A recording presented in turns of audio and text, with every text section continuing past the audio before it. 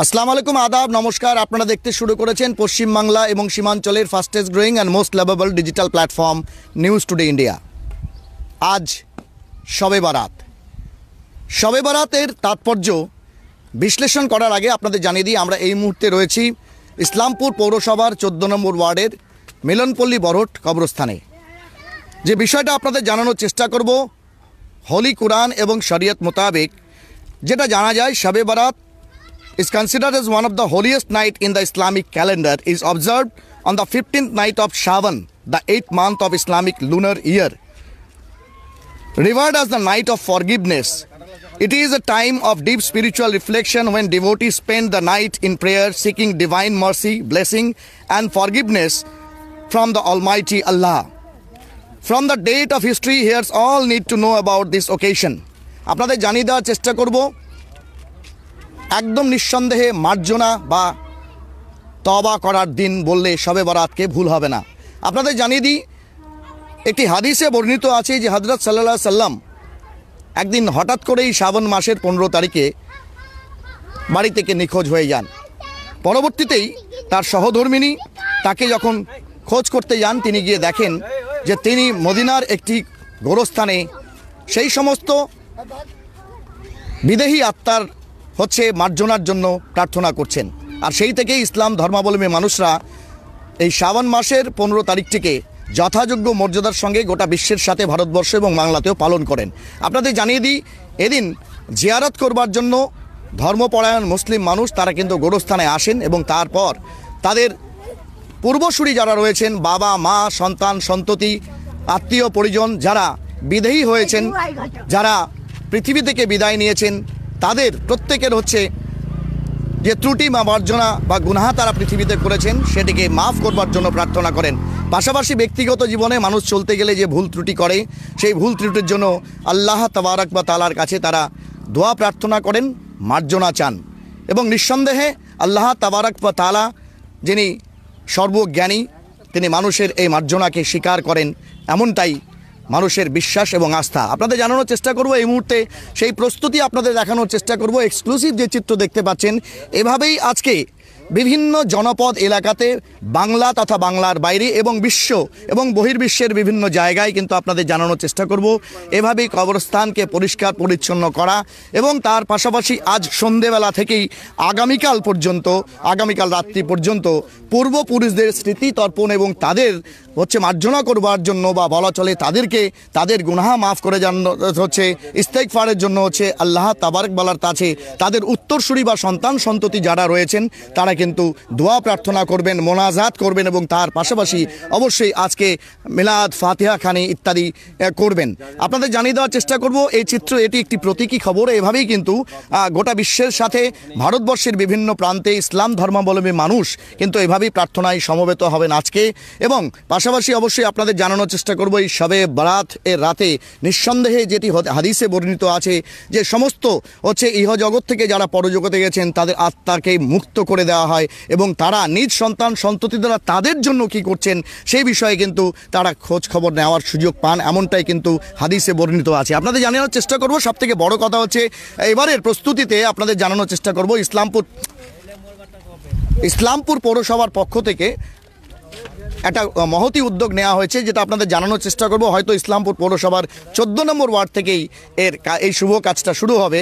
সেটি ইসলামপুর পৌরসভার 14 নম্বর ওয়ার্ড অন্তর্গত দুটি কবরস্থান, সেখানে আলোক ব্যবস্থাপনা করবার জন্য ইসলামপুর পৌরসভা দায়িত্ব নিয়েছে, এমনটাই কিন্তু ইসলামপুর পৌরসভার পৌরপিতা কানাইলাল আগরওয়াল সূত্রে এবং তার প্রতিনিধি এই ওয়ার্ডের যিনি রয়েছেন বিক্রম দাস সূত্রে আমরা জানতে পেরেছি।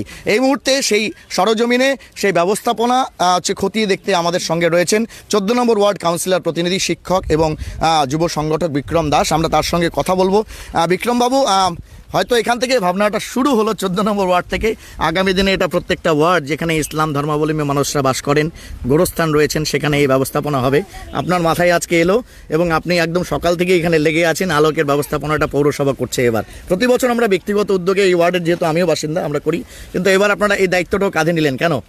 দেখুন, দায়িত্ব কাঁধে নেওয়া, আমাদের মাননীয় মুখ্যমন্ত্রী মমতা বন্দ্যোপাধ্যায় আমাদের পৌরপিতা কানাল আগরওয়াল সবসময় যেই বার্তাটা আমরা দেন যে ধর্ম যার উৎসবটা সবার, অবশ্যই সেটা কিন্তু মুখে বললে শুধু তো হবে না, যে ধর্ম যার কাজে করতে হবে। দেখুন এই অনুষ্ঠানটা কিন্তু একটা গুরুত্বপূর্ণ অনুষ্ঠান, কারণ এই অনুষ্ঠান বলবো না, তাদের অনুষ্ঠান বলে তারা উৎসর্গ করছে, যার পরিবারের কেউ চলে গেছেন। যেমন আমরা হিন্দু ধর্মের মানুষ, আমরা সনাতন ধর্মের মানুষ, আমরা তর্পণটা যখন করি, সেই অনুষ্ঠানের সঙ্গে এই অনুষ্ঠান এইটার কিন্তু একদম পরিপূরক মিল আছে। আজকে রাতে যেমন আমরা কালী পূজার সময় আমরা যখন দীপাবলি করি, যখন আমাদের বাড়ির সামনে আমরা আমাদের পূর্বপুরুষকে আমরা প্রদীপ জ্বালিয়ে মোমবাতি জ্বালিয়ে তাকে আমরা শ্রদ্ধা জ্ঞাপন করছি, তার পূর্বপুরুষ কপুরুষ আছে। এখানেও কিন্তু এই ঘটনাটা মোটামুটি আমি যতটা নলেজ আছে আমার ওরকমই, সবাই আসবেন, ফতেহা পড়বেন, নামাজ পড়বেন বা তার পূর্বপুরুষকে স্মরণ করবেন। তো ওর জন্য এই যে কবরস্থানগুলো তো মোটামুটি আমাদের গ্রাম বা শহর কেন্দ্রিক সাইডে হয়, সেখানে আলো পর্যাপ্ত থাকে না, একদম বাস্তব যেটা। তো সেখানে দাঁড়িয়ে আমরা চেষ্টা করেছি, আমাদের পৌরপিতা কানাল আগরওয়ালের উনি আমাদের সহযোগিতা সবসময় করেন, এবারে করেছে। আমাদের ওয়ার্ডে 2টো কবরস্থান আছে, এই 2টো কবরস্থান আমরা ঘোড়ামরা আমাদের মিলনপুরের 2টো প্রপারের মধ্যেই আমরা চেষ্টা করেছি যারা আসবেন, পরিবারের পক্ষ থেকে যারা আসবেন, অন্ততপক্ষে লাইটের ব্যবস্থাটা যদি আমরা পৌরসভা থেকে দায়িত্ব নিতে পারি এবং নিয়েছি আমরা, এতে কি আমাদের মানুষগুলোর সঙ্গে সবসময় জুড়ে থাকতে পারি। প্রতিটা মানুষ তার সে জন্মেছে তার সত্তা অনুযায়ী সে ধর্ম পালন করবে, সে হিন্দু হতে পারে, মুসলমান হতে পারে, শিখ হতে পারে, তার ধর্মটা সে যেন একদম স্বাধীনভাবে পালন করতে পারে এবং তার সাথে সাথে সে তার পূর্বপুরুষকে স্বেচ্ছায় যেভাবে তার জন্য যেটুকু করার একদম ন্যূনতম পরিষেবা আমরা দেওয়ার চেষ্টা করেছি, যেটুকু করার আমরা দিয়েছি। এবং আমরা যারা আমাদের মুসলিম ধর্মাবলম্বী লোক আছে, আমাদের হিন্দু, তারাও আমরা থাকবো, সন্ধ্যাবেলা থাকবো, তাদের জন্য যেটুকু সুবিধা আমাদের করে দেওয়ার চেষ্টা করছি আমরা, তার জন্যই আমরা এসেছি। এবং আমাদের এই এলাকার মধ্যে মানুষ, আমরা কে হিন্দু কে মুসলমান আমরা কেউ জানি না। আমাদের বলে রাখি, চিফ রিপোর্টার যিনি আমাদের জব্বর কাকু আছে, আমি কাকুই বলি, আমরা জন্মের পর থেকে আমরা কোনোদিন হিন্দু মুসলমান ভেদাভেদ এখনও দেখিনি আর দেখবও না। কারণ কি সব কিছুতে রাজনীতি হয় না, মানুষকে আমরা বেঁচেছি, আমরা একসাথে মানুষ হয়েছি, আমরা একসাথে থাকবো। এই আমাদের ঐতিহ্যটা মিলনপল্লী এবং ইসলামপুর শহরে থাকবে। এবং আমরা চেষ্টা করেছি, এবার থেকে আমরা চেষ্টা করেছি আগামীতে এটাকে আরও ভালোভাবে করা হবে, এবার ডেকোরেটেড করে সবাইকে মিলিয়ে মিশে বসে আরও সুন্দরভাবে কী করা যায় সেটাই আমরা চেষ্টা করব। ঠিক, অনেক ধন্যবাদ। আপনাদের জানিয়ে দিই, মানুষের জন্য এই বার্তা যদি সত্যি হয় এবং জীব সেবায় যদি শিব সেবা হয়, তবে নিঃসন্দেহে প্রত্যেকটি উৎসবকে আরও বেশি আনন্দমুখর করবা। এবং উৎসব না বলে অন্ততপক্ষে নিজের ইষ্টদেব বা আল্লাহ, ঈশ্বর, ভগবান, গড যাই হন না কেন, সেই সর্বশক্তিমানকে স্মরণ করা, তার কাছে দোয়া প্রার্থনা করা, মোনাজাত করা এবং অবশ্যই নিজেকে নিয়োজিত করে তার কাছে অবশ্যই পাপ পুণ্যের যে বিষয়টা থাকে, সেখানে অবশ্যই আমরা নিজের অজান্তে যে সমস্ত ভুল ত্রুটি করে থাকি তার জন্য মার্জনা চাওয়া নিঃসন্দেহে তাৎপর্যপূর্ণ। আপনাদের জানানোর চেষ্টা করব, এটি একটি প্রতীকী খবর, কারণ এভাবে আজকে গোটা বিশ্ব জুড়ে এবং ভারতবর্ষের বিভিন্ন প্রান্তে এবং বিশেষ করে বাংলায়, যেখানে সর্বধর্মের মানুষ নিজ নিজ আস্থা নিয়ে বাঁচেন, বিশ্বাস করেন, সেইভাবে কিন্তু ব্যবস্থাপনা হচ্ছে। 14 নম্বর ওয়ার্ড থেকেই হয়তো ইসলামপুর পৌরসভার এই ধরনের ব্যবস্থাপনা বা চিন্তাভাবনা হয়তো আজ থেকে শুরু হলো এবং আগামী দিনে এর ব্যাপ্তিও প্রত্যেকটি ওয়ার্ড, ইসলামপুর পৌরসভার 17টি ওয়ার্ডে ঘটবে, এমনটাই আমরা প্রত্যাশা করতে পারি। আপনাদের দেখাবো এই মুহূর্তে, কিন্তু আপনাদের জানিয়ে দিই, ছোট বড় সকলে নিজেরা প্রত্যেকেই তারা কিন্তু যেমনটা আপনাদের দেখানোর চেষ্টা করব, এই মুহূর্তে যে গোরস্থান রয়েছে সেই গোরস্থানে সেখানে আলোকের ব্যবস্থা করছে, তার জন্য তৎপর রয়েছে, সেখানে পৌরসভার সহযোগিতা তারা পেয়েছে, এমনটাই তারা জানাচ্ছে।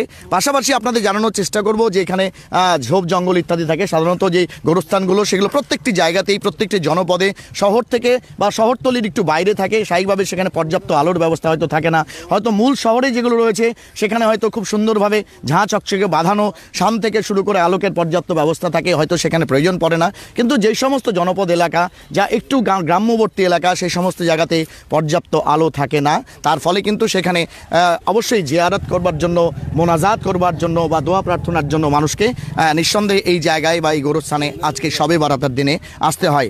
আপনাদের সকলের মার্জনা আল্লাহ তাআলা পরম করুণাময়, তাই তিনি মার্জনা গ্রহণ করুন। আমাদের সকলের নিজের অজান্তে যদি কোনো ভুল ত্রুটি বা কোনো প্রকারের পাপ আমরা করে থাকি বা কোনো সিনে আমরা নিজেদেরকে অ্যাডিক্টেড করে থাকি, তাহলে সেগুলো আমাদের মন থেকে মুছে দিক। আমাদের মন একদম নিঃসন্দেহে নির্মল হোক।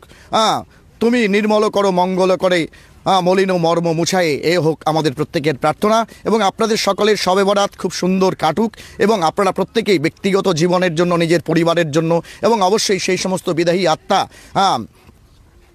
অবশ্যই আপনাদের জানানোর কথা হচ্ছে মানে কমে দিন এবং সেই সঙ্গে হচ্ছে যারা হচ্ছে মৌলানা রয়েছেন, যারা হচ্ছেন দিনে আলিম রয়েছেন, তাদের সহযোগিতা নিয়ে আজকের দিনটিকে সুন্দর এবং সাবলীলভাবে পালন করুন।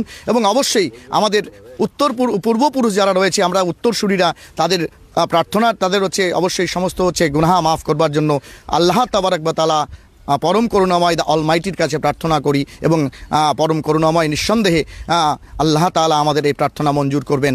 এই কথা বলে আজকে সকলকে আরেকবার এই শবে বরাতের দিনে এই প্রতিবেদন থেকে বিদায় নিচ্ছি। সকলের শবে বরাত ভালো কাটুন এবং সবথেকে বড় কথা, আইন শৃঙ্খলার কোথাও কোনো প্রকারের ত্রুটি অবনতি দেখলে প্রশাসনের সহযোগিতা নিন। কারণ আপনাদের জানিয়ে দিই, ইসলামপুর থানার পক্ষ থেকে এর আগেও আমরা আপনাদের দেখেছি প্রত্যেকটি উৎসবকে সুন্দর সাবলীল করবার জন্য পিস মিটিং বা শান্তি মিটিং অনুষ্ঠিত হয়, যেখানে অবশ্যই তাহরিকে পাইগামে হক থেকে শুরু করে অল ইন্ডিয়া রেজা কমিটি থেকে শুরু করে প্রত্যেকটি ওয়ার্ডের কাউন্সিলর, জনপ্রতিনিধি, প্রধান, উপপ্রধান তারা থাকেন এবং তাদেরও একটাই হচ্ছে বার্তা থাকে যে যেন এই একটা সুন্দর দিন বা বলা চলে একটা পবিত্র দিন, শ্রাবণ মাসের এই 15 তারিখের সন্ধ্যা যেন একটা সম্প্রীতির উৎসবের মধ্যে পর্যবসিত হয়, সেখানে কোনো বিশৃঙ্খলা তৈরি না হয়। এবং অবশ্যই আমরা যে অবশ্যই মোনাজাতের জন্য, প্রার্থনার জন্য যে দিনটিতে হচ্ছে, যে দিনটির জন্য গোটা বছর ধরে অপেক্ষা করে থাকি, সেদিন যেন আমাদের মধ্যে সম্প্রীতির বার্তা ভঙ্গ না হয়। সহপ্রতিনিধি মাসুমের সঙ্গে আমি জব্বার আলী আপাতত বিদায় নিচ্ছি। তবে দেখা হচ্ছে খুব তাড়াতাড়ি, খুব শীঘ্রই অন্য কোনো খবর নিয়ে।